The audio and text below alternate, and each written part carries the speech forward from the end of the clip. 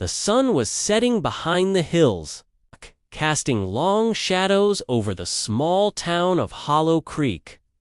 The Parker family sat in the living room of their modest house, laughter echoing as they shared stories from the day. 7-year-old Emily, usually full of energy, sat quietly on the rug, her eyes distant. "Emily, sweetheart, did something happen today?" Her mother, Hannah, asked gently, noticing her daughter's silence.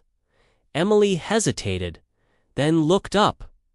Her voice was soft, almost whisper-like. "It hurt," Uncle Dean said. "It has to be this way." The room went still. Hannah's heart skipped a beat. Her husband, Ryan, sat up straighter. "What do you mean, sweetheart?" Tana asked, carefully kneeling beside her. "What hurt?" Emily looked at her arm, rubbing it gently, when he held it tight. "I didn't like it. But he said I had to be quiet. That sometimes grown-ups have to do things kids don't understand." Ryan's face drained of color. What else did he say? His voice cracked.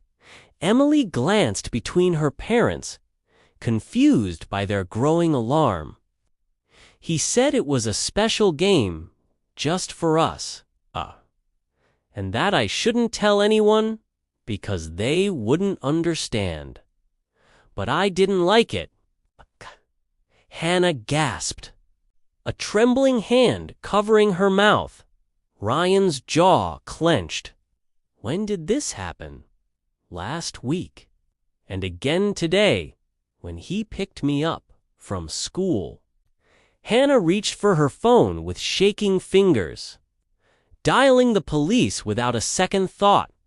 The investigation that followed tore open wounds no one in the Parker family knew existed. Dean, Ryan's older brother, had always been the fun uncle, generous and well-liked in town. No one would have guessed the darkness he kept hidden behind that smile. The police found evidence photos, messages, and a trail of quiet manipulations that showed Emily wasn't the first child he'd hurt. But she was the first who spoke up. Even unknowingly.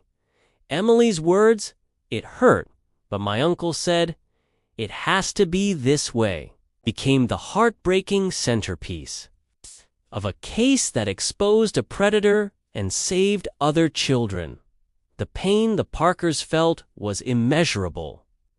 But they never once regretted believing their daughter immediately.